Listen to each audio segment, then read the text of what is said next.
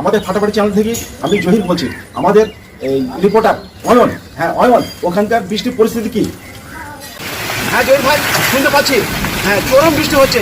এই বৃষ্টির জন্য চাষিরা হাসছে আর কিছু লোক কাঁদছে। তারা কাঁদার কারণ এটাই যে তারা নাকি বলে বেরোতে পারছে না পথে। হ্যাঁ, এরা নাকি বেরোতে পারছে না, এরা ওই যে ভিজে আছে, এরা ওই সর্দি কাছে হয়েছে, চাষের হাসছে।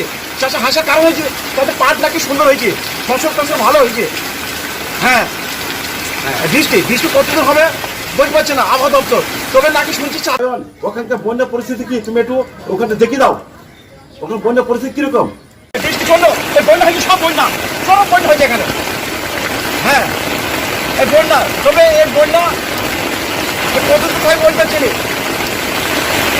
হ্যাঁ, সব বৃষ্টি এই যে ঠিক আছে, এই যে পরিস্থিতি বন্যার জন্য সব কিছু হয়ে যাইছে।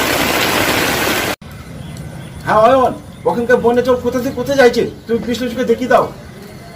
এখানে কে বের করছি না, আমি যখন ভিজে গেছি, সকাল থেকেই ভিজছি আমি। হ্যাঁ জয়ন ভাই, সকাল থেকেই ভিজছি, তবে বলছি 4 দিন বৃষ্টি হবে। হ্যাঁ, এই যে বন্যা হয়েছে, এখানে কিছু জল ছিল না, এই বন্যার জল আসতো সব এখানে